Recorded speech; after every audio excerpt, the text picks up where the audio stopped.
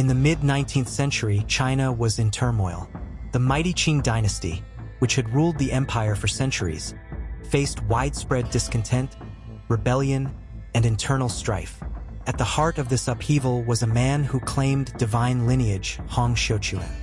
His vision of a new, heavenly kingdom would spark one of the deadliest uprisings in world history, the Taiping Rebellion.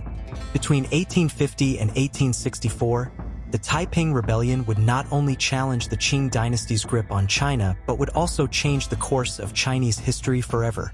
What started as a religious movement aimed to overthrow an imperial dynasty would lead to the deaths of millions and the near collapse of the Qing Empire. Hong Xiuquan was born in 1814 in a small village in Guangdong Province, southern China. As a young man, he struggled to pass the rigorous imperial civil service exams, which would have granted him a respected position within the Qing bureaucracy. His failure led to feelings of frustration and a deep sense of spiritual crisis. During a period of illness, Hong experienced a series of intense dreams and visions in which he believed he was the younger brother of Jesus Christ, sent to Earth to destroy the demonical Qing and establish a heavenly kingdom. This belief would become the foundation for the Taiping ideology. In 1844, Hong's religious teachings began to spread among marginalized groups in southern China. Many were disenfranchised peasants, suffering from poverty and starvation, who viewed Hong's message as a beacon of hope. His message was a blend of Christian ideas and local Chinese folk beliefs, offering a radical new social order that promised equality, land redistribution, and the end of the opium trade. By 1850, the movement had gained a significant following, with thousands rallying to Hong's cause. In the spring of that year, the Taiping forces took control of the city of Guangxi and declared the beginning of the Taiping Heavenly Kingdom. The rebellion spread quickly through southern China. The Taiping army was known for its discipline and organization, with Hong Xiuquan claiming divine authority. His army seized towns, townspeople, and cities, defeating Qing forces in a series of bloody battles. The movement's military success was fueled by their belief in their mission to establish a new, utopian kingdom. Hong Xiuquan declared himself the Heavenly King and established a government modeled on his vision of Christian socialism.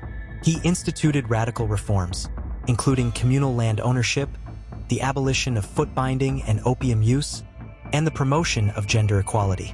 However, this vision was largely limited to the areas under Taiping control.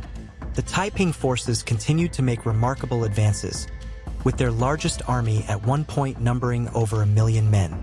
Major cities in southern China, including Nanjing, fell to the Taiping. The rebellion was no longer just a local insurrection. It had become an existential threat to the Qing dynasty. Faced with the rebellion's growing power, the Qing dynasty struggled to maintain control. The Qing had already been weakened by years of corruption, natural disasters, and the impact of Western trade and influence. But the dynasty would not go quietly. The Qing mobilized their forces, and with the help of local militias and foreign mercenaries, began to push back against the Taiping army. Despite their early successes, the Taiping forces faced increasing setbacks. The Qing counteroffensive, combined with external pressures from Western powers like Britain and France, began to turn the tide of the war. In 1853, the Taiping forces captured Nanjing, which would become the capital of the Taiping Heavenly Kingdom. For nearly a decade, Nanjing stood as the heart of the rebellion, a symbol of hope for Hong's movement and a key base of operations.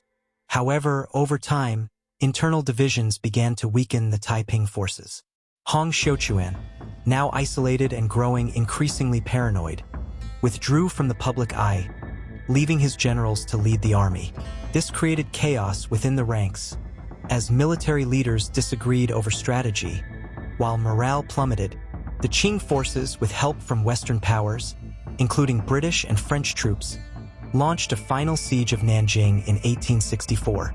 The Taiping forces were overwhelmed by the might of the combined armies, and Nanjing fell. The rebellion, which had once seemed unstoppable, was crushed. The Taiping Rebellion left China scarred.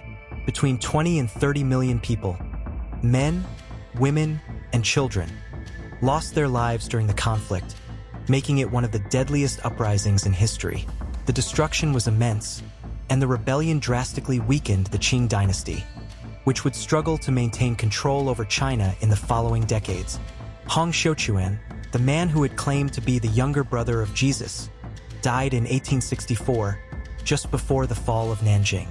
His death marked the end of the Taiping movement, but the ideas he championed would linger. The rebellion left a lasting impact on Chinese society, highlighting the growing discontent with imperial rule and the desire for radical change. Though the Taiping Rebellion ultimately failed to topple the Qing dynasty, it set the stage for future revolutions and uprisings in China. The deep sense of dissatisfaction with the imperial system would pave the way for the downfall of the Qing dynasty in 1911 and the birth of modern China. The Taiping Rebellion remains a poignant reminder of the destructive power of revolutions and the cost of seeking change through violent means.